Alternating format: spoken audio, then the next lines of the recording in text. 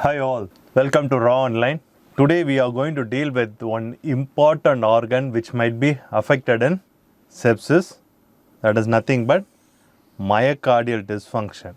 How does heart react to sepsis? Sepsis-induced cardiomyopathy or sepsis-induced myocardial dysfunction is being increasingly recognized, and what is more important is it causes a transient cardiac dysfunction in most of the patients. The tachycardia and hypotension which is associated with sepsis might have deleterious effect on the myocardium, but usually in sepsis we neglect the myocardium. Coming to the criteria of sepsis induced cardiomyopathy. First and foremost is it is acute, and most importantly it is reversible within 7 to 10 days. It is a global dysfunction involving both the ventricle, right and the left, and also affects the systolic and diastolic function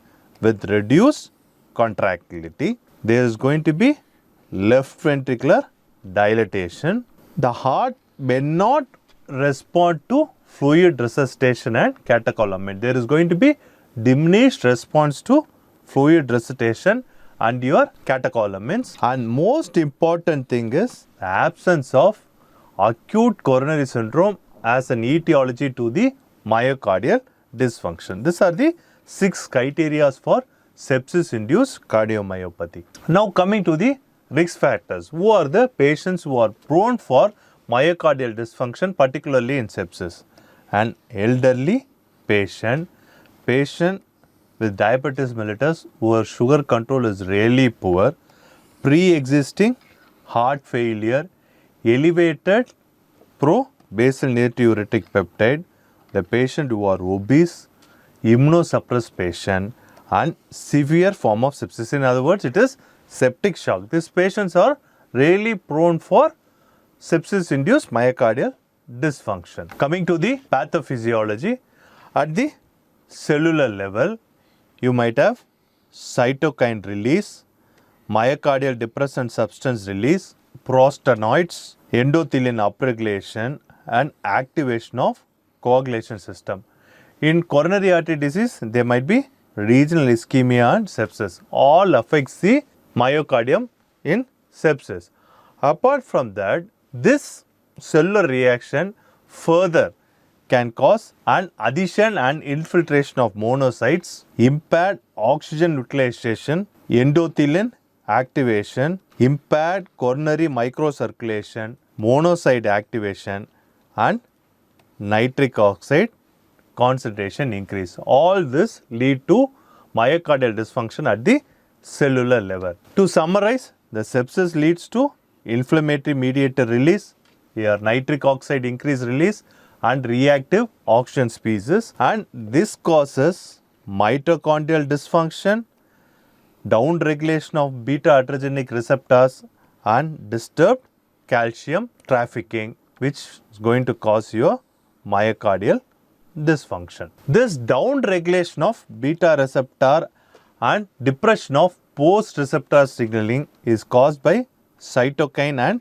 nitric oxide. Other factors which affects the myocardium includes your toxin, complement products, damage associated molecular pattern, which is DAMP, neutrophil extracellular traps, that is NET, and myocardial depressant substance. Another important concept in the pathophysiology is cold shock and warm shock. What is warm shock? You have an infection, microbes come in, you have immune cells, cytokines, and nitric oxide which is released, which leads to vasodilatation. Whenever there is vasodilatation, it is going to be warm, and this is called the warm shock. And if this shock persists, there is going to be cardiomyocyte hyporesponsiveness, there is going to be cardiomyocyte injury, and the release of neutrophil extracellular trap, myocardial depressant factors, and various factors which can be released, which causes cold shock.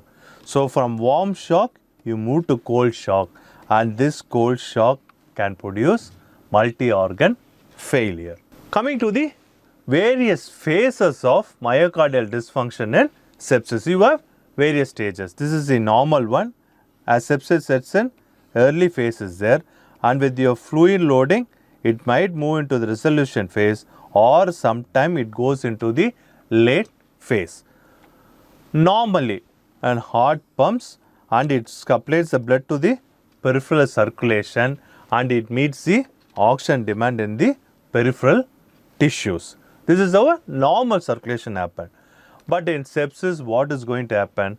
There is peripheral vasodilatation and capillary permeability is increased. This decreases your preload to the heart. Your ejection fraction may be maintained because your preload is low, your stroke volume comes down and there is an increased heart rate. So, at the early phase of sepsis, your left ventricular ejection fraction is not compromised. It will be more than 55%. But your stroke volume is low because of insufficient cardiac preload due to high permeability and severe vasodilatation. The compensatory increase in heart rate which is required to increase the cardiac output may be insufficient. This is early phase of sepsis. Now coming to the resolution phase. Here the permeability is increased, your end diastolic volume is increased, your preload is increased, ejection fraction is decreased and your stroke volume is not changed. Here after fluid loading, your stroke volume can be recovered, particularly in case of survivors, where left ventricular ejection fraction is typically decreased. This might be due to your high end diastolic volume. This indicates that low ejection fraction may represent preload optimization and very importantly a good adaptation. So, low ejection fraction you should not be afraid of. This is a preload optimization and a good adaptation. This is resolution phase. Coming to the late phase, here your preload is decreased, ejection fraction is not changed, stroke volume has come down, your end diastolic volume is decreased and you can see a permeability increased drastically.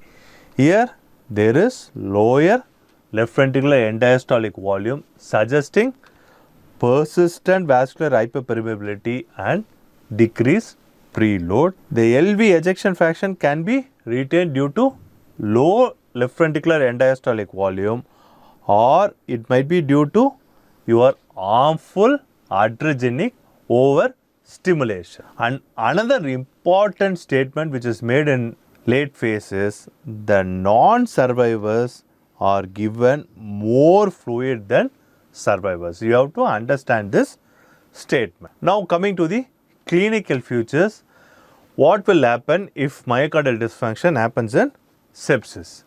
Here in sepsis, you are having arterial and severe venous dilatation. There is myocardial systolic and diastolic dysfunction. At the microcirculation level, there is impaired microcirculation and increased capillary permeability, which leads to tissue hypoxia, acidosis, hypoxemia and edema, which in turn causes further myocardial dysfunction. Now, peripheral vasodilatation, your positive pressure ventilation, peripheral edema and abdominal compartment all decreases your right ventricular preload. And your hypoxia, hypercarbia, acidosis, pulmonary hypertension, ARDS increases your right ventricular afterload. Your right ventricular preload is decreased, your right ventricular afterload is increased. Coming to left ventricle, as the right ventricle enlarges, it pushes the septum to the left ventricle and compromises your left ventricle also. The right ventricle pushes the septum towards the left side, so the left ventricle cannot expand and there is going to be left ventricular diastolic dysfunction, and decreased right ventricular stroke volume can also affect the left ventricular preload, and pulmonary edema, ARDS all decreases your left ventricular preload. Coming to left ventricular afterload, it is reduced by your arterial dilatation, arterial venous shunting, and your free loading. So you have decreased RV preload, increased right ventricular afterload, your left ventricular preload is decreased, and your left ventricular afterload is decreased. All this can lead to decrease left ventricular stroke volume and your right ventricular stroke volume. Both ventricle stroke volume is reduced, so your cardiac output comes down, your blood pressure comes down, which leads to septic shock. This is how a simple sepsis progresses to septic shock. Now coming to poor prognostic factor in myocardial dysfunction. Prior history of heart failure. As I said earlier, cool extremitic phenotypes have a bad prognosis than warm extremities. Hemodynamic instability despite vasopressor therapy, failure to respond to a preload challenge, presence of cardiac arrhythmias, abnormal echocardiogram, low mixed venous oxygen saturation, and elevated cardiac troponin. These are all bad prognostic factors in sepsis, particularly with relation to the heart. Now coming to the electrocardiogram. As you all know, there is going to be tachycardia, and if the rate is going to become very fast, atrial fibrillation might set in. Approximately 2% of the patient with fever have fever-induced type 1 Ruguda pattern in ECG, which you might confuse with the ST elevation due to myocardial ischemia. So, it is a differential diagnosis. Another important thing is any abnormal electrocardiogram, especially a change from the baseline in sepsis, should prompt further cardiac evaluation. Now coming to the biomarkers, elevated troponin C correlates with left ventricular dysfunction, severity of the illness, and most importantly, mortality. Elevated troponin C is an independent risk factor for mortality. More than 60% of subjects with elevated troponin C have twofold increase in mortality compared with undetectable troponin C. So, troponin C is used as a risk stratification in the patient admitted to ICU. Coming to brain natriuretic peptide, it has more prognostic value in sepsis. It's highly correlated with septic shock and mortality. N-terminal pro-basal natriuretic peptide predicted mortality in the ICU and at 90 days, which is better than troponin C. Coming to various other less studied biomarkers like histone and hard fatty acid binding protein, they are used as biomarkers in septic induced cardiac dysfunction. High histone level, that means there is new onset ventricular dysfunction. Increased serum concentration of hard fatty acid binding protein shows that there is higher rates of cardiac dysfunction, and most importantly is high mortality within 4 weeks. Now coming to the investigation in sepsis, that is echocardiogram. The first and foremost is going to be your systolic dysfunction.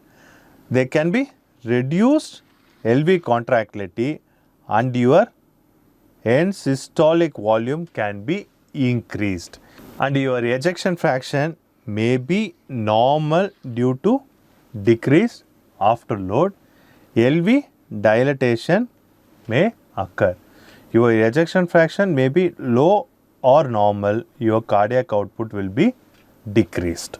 Coming to LV hyperdynamic function, there can be hyperdynamic contractility of the left ventricle, pseudo hypertrophy of the left ventricle wall may be seen.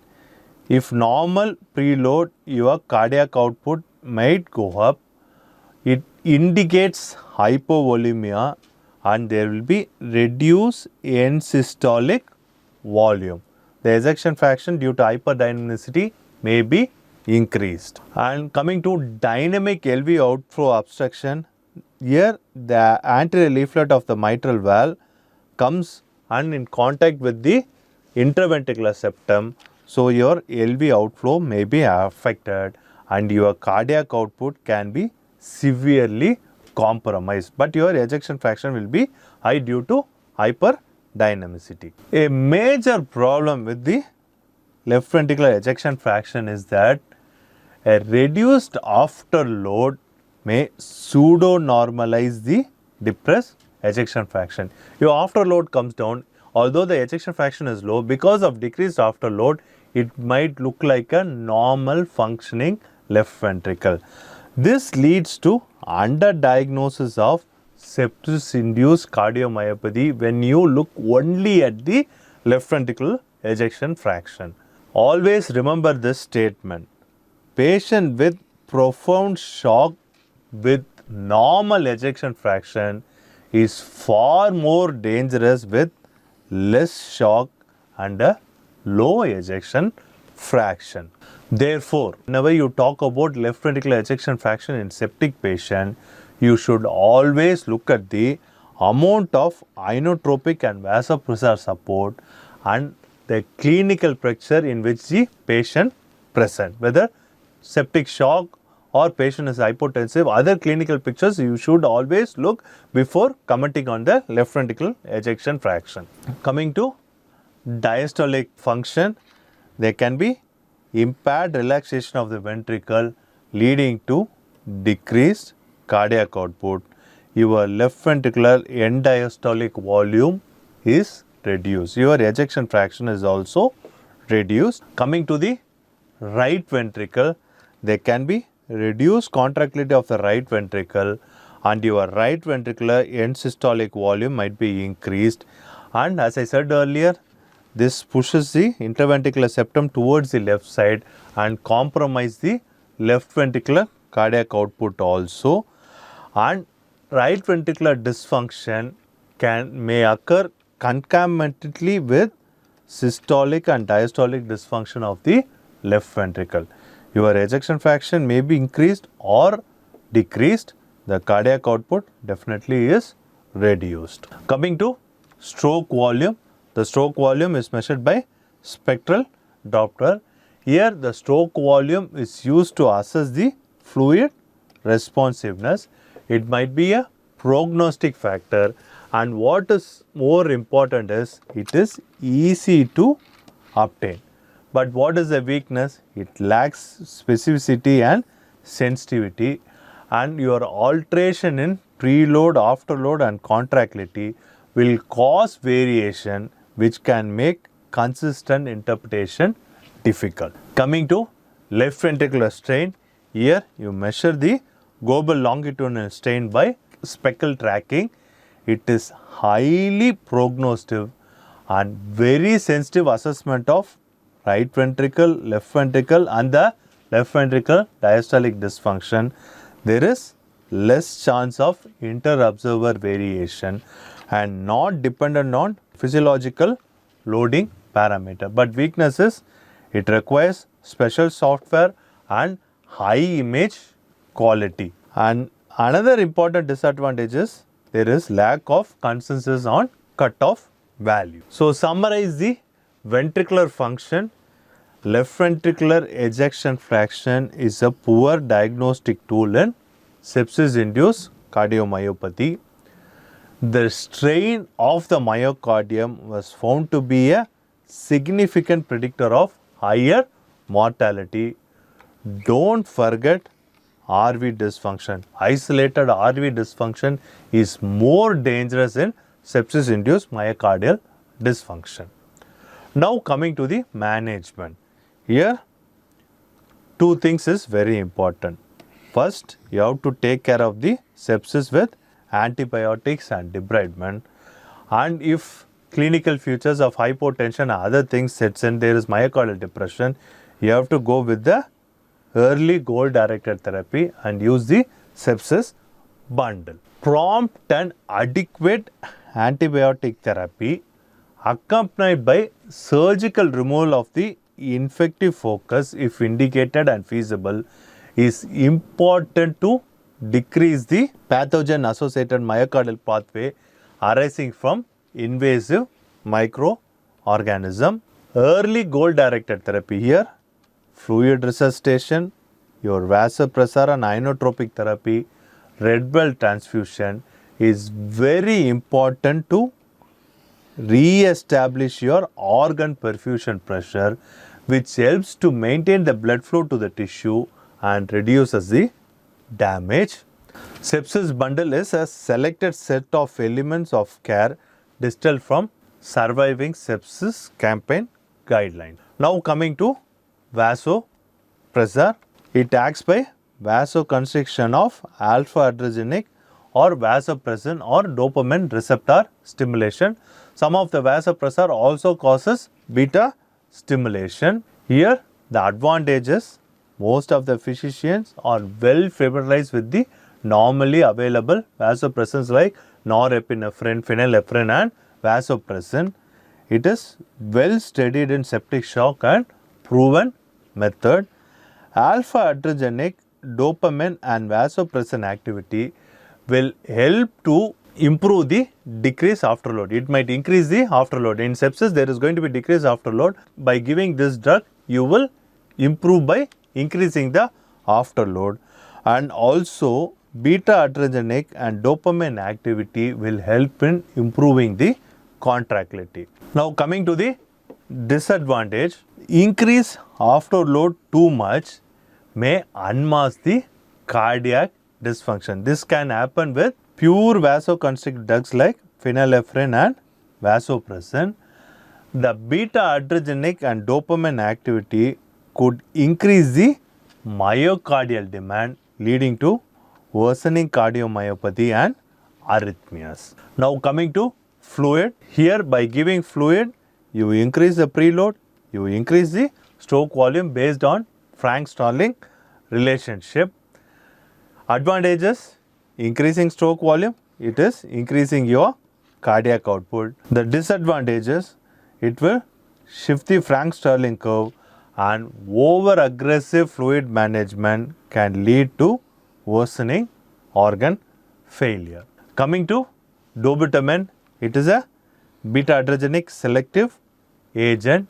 Here again, the physicians are really familiar with Dobutamine and most studies have proven improvement in cardiac parameters in sepsis with Dobutamine. It increases the cardiac output, but disadvantages, it can increase the myocardial demand and it can cause vasodilatation which might worsen the hemodynamics.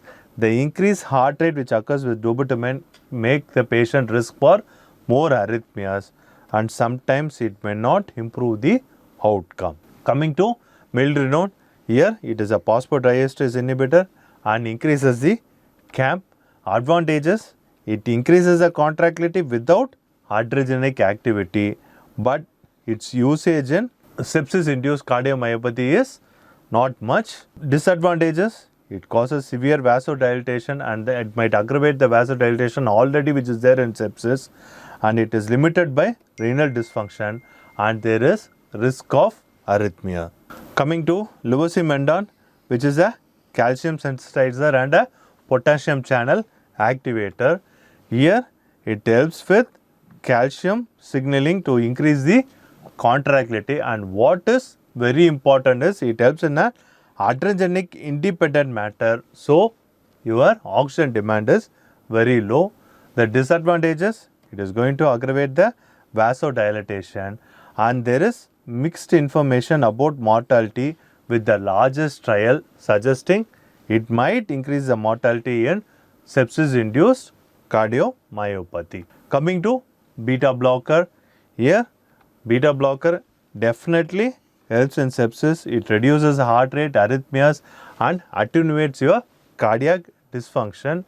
It helps in normalization of the hypermetabolic state which is seen in sepsis. There is improvement in coagulation disorder. It reduces the cytokine production and prevention of lymphocyte apoptosis. So, everywhere beta blocker plays a major role in sepsis. Not to forget that it increases the SVR also, which plays a major role in sepsis. So, in beta blockers, there is going to be beta adrenergic blockade. It may help to decrease the pathogenesis of sepsis-induced cardiomyopathy by decreasing your myocardial demand.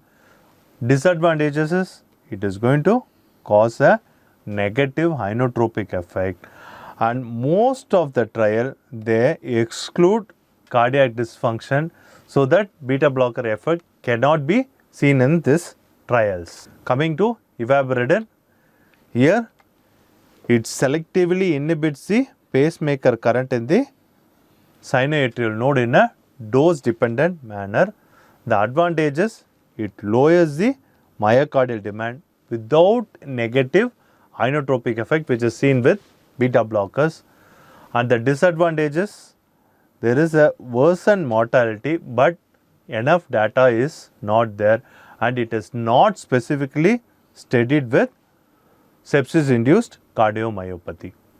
Coming to methylene blue, the mechanism is through nitric oxide metabolism. Advantages, it helps to overcome the vasoplegia with sepsis. It improves your catecholamine responsiveness which is not seen in sepsis. It may improve the vasopressor requirement. That means your vasopressor requirement might come down. At disadvantages, there is no change in overall outcome. There is risk of serotonin syndrome, might worsen the oxygenation by causing pulmonary vasoconstriction, hemolytic anemia in G6PD deficiency. It might interfere with pulse oximeter and it is contraindicated with renal dysfunction. Coming to mechanical support of IABP and ECMO, usually mechanical device in septic patient we try to avoid, but the septic shock we have to go with mechanical support.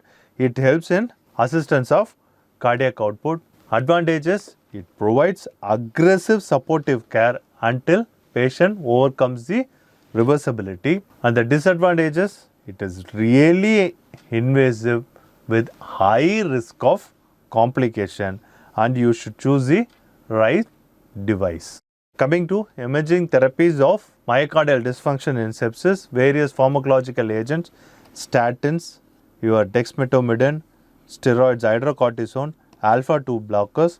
Other agents includes hogimbin, Chinese ham, erythropoietin, vitamin C and sulfur dioxide. So to conclude, there is an infectious trigger for sepsis. It includes an immune response which is mediated by cytokine complement cascade and oxidative stress, which causes myocardial depression through mitochondrial dysfunction, nitric oxide dysregulation, oxidative stress, calcium dysregulation, endothelial dysfunction and autonomic dysregulation. And you can diagnose it clinically with risk factors, refractive shock, biomarkers and your echocardiogram. And the management is going to be judicious fluid administration, vasopressor, inotropes and adjuvant agent. So on the x-axis you have clinical presentation, on the y-axis your intervention. The patient first initially have sepsis followed by hypotension and which leads to septic shock with septic cardiomyopathy. In the initial part there is going to be decreased LV function, and as the RV dysfunction happens it is going to be very severe. The first line of management is fluid and try to treat the etiology which is responsible for sepsis. Next is going to be your vasoconstrictor, norepinephrine therapy.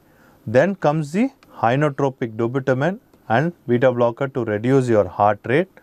Then go for an higher agent if both are not responsive, but this is not proven, and if nothing works out, you go for a mechanical support with ECMO or IABP. So, sepsis-induced cardiomyopathy is a distinct, probably underdiagnosed condition. You always diagnose very late. Excluding a diagnosis of septic cardiomyopathy based only on ejection fraction might be an erroneous approach. The severity of the sepsis and the extent of hemodynamic instability determine the severity of sepsis-induced cardiomyopathy. Newer echocardiographic techniques like speckle training offer a more specific diagnostic option. The therapy is guided by the treatment of underlying sepsis. Thank you.